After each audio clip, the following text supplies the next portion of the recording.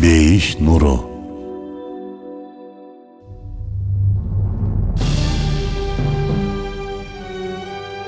Сабырдуулуктун баатыры болгон Аюп алейхисалам.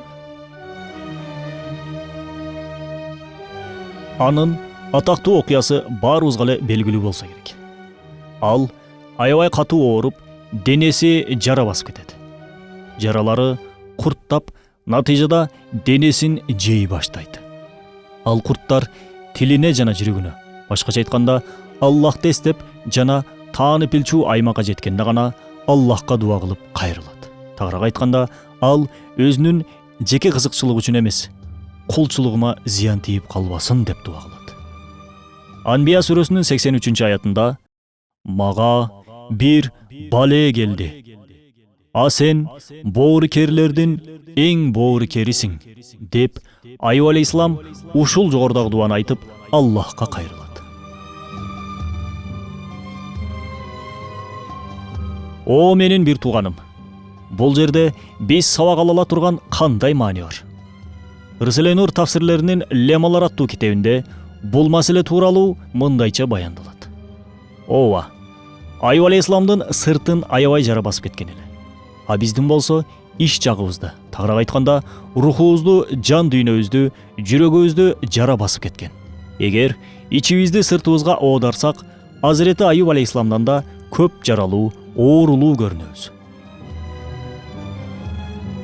Эгер ичибизди сыртыбызга оодарсак, Азирети Аюп алейхисаламдан да көп жаралуу, оорулуу көрүнөбүз. Биздин ар бир кылган күнөөлөрүбүз, ойго келген шек күмөндөр рухубузда, жан дүйнөбүздө жараларды пайда кылууда. Аюп алейхисаламдын жаралары анын кыска бул дүйнөлүк жашоосун коркунучка салса, биздин ички рухий жараларыбыз түбөлүктүү болгон акырет жашообузду коркунучка салууда. Эгер биз ошол жан дүйнөбүздөгү жараларды батыраак айыктырбасак, анда бул дүйнөдө эч нерсе деле сезбешибиз мүмкүн. Бирок акыретте ал жаралар бизди азапка салышы мүмкүн. Демек, биз Аюп алейхисаламдын дуасына андан да көп муктажбыз. Жогоруда айткандай, ал заттын жараларынан курттар пайда болуп, алар жүрөгүнө жана тилине чейин жетип калган эле. Дал ошондой эле биз жасаган ар бир күнөөдөн улам жан дүйнөбүздө жаралар пайда болуп, ал жаралардан ыйманды алсырата турган шек күмөндөр пайда болууда.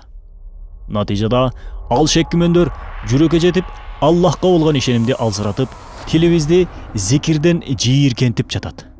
Ушул күнгө чейин эч ойлодуңузбу? Эмне үчүн ибадаттан зеригип жатам деп? Же болбосо эмне үчүн намазды араң окуп жатам деп? Демек, жогоруда айтылгандай аздыр көптүр күнөөлөрдү кылып олтуруп, натыйжада жүрөк ошол ыйык нерселерден тажап калат экен. Тил бул жүрөктүн котормочусу. Жүрөктө эмне болсо, тилден ошол нерсе угулат. Күнөөлөргө аралашканыбыз үчүн ошол тилибиз зикирден тажап жатат, ырахат ала албай жатат. Күнөө кичинекей болсун, чоң болсун, жүрөккө таасирин тийгизип олтуруп, жүрөктү карартып олтуруп, натыйжада ыймандын нурун жүрөктөн чыгарып жибере турганчалык даражада жүрөктү катырып салат. Унутпа, ар бир күнөөнүн ичинде каапырчылыкка алып барчу жолдор бар. Эгер ошол күнөөнү тооба кылуу менен, ыстыгфар менен тезирээк тазалап жок кылбасак, абалыбыз оор болуп калат. Аюп алейхисаламдын жараларынан курттар пайда болсо, биздин ошол күнөөдөн улам пайда болгон жараларыбыздан керек болсо руханий жыландар пайда болуп, жүрөгүбүздү, жан дүйнөбүздү уулайт, чагат. Мисалы, уяттуу күнөөнү бир адам жашыруун жасады дейли. Ал башкалардын көрүп калуусун эч каалабайт, туурабы? Ошол кезде сени периштелер көрүп турат деген ой аны аябай кыйнайт. Ушул периште деген нерсе болбосо кана деп аларды четке кагууну каалап калат. Дагы бир мисал, тозок алып барчу күнөөнү кылган адам батыраак тооба кылып, Аллахтан кечирим суроосу керек. Антпесе, тозоктун азаптарын уккан кезде жүрөгүндө кана эми тозок деген нерсе болбогондо деген арзуу пайда болот. Натыйжада бирөө тозокту ким көрүп келиптир деп койсо, дароо эле туура айтат деп ошол сөзгө чоң далил сыяктуу жабышып алат. Жалкоолугунун айынан намаз окубаган бир адам сыгылып баштайт. Ичинен ушул намаз деген нерсе болбогондо жакшы болмок деп ойлонот. Натыйжада Аллахтын барлыгы тууралуу кичинекей эле шек күмөн пайда болсо, дароо ага жабышып алат. Ааламда Аллахтын бар экенин бүткүл нерсе көрсөтүп турганы менен иши да жок. Ал адам жалкоолугунун айынан кичинекей намаздын кыйынчылыгынан качканы менен акыретте аябай чоң кыйынчылыктуу, машакаттуу азапты мойнуна жүктөп алганын сезбей жатат.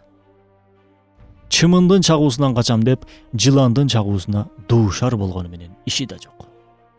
Унутпа, чоң болсун, кичинекей болсун, ар бир күнөөнүн ичинде каапырчылыкка алып барчу жолдор бар.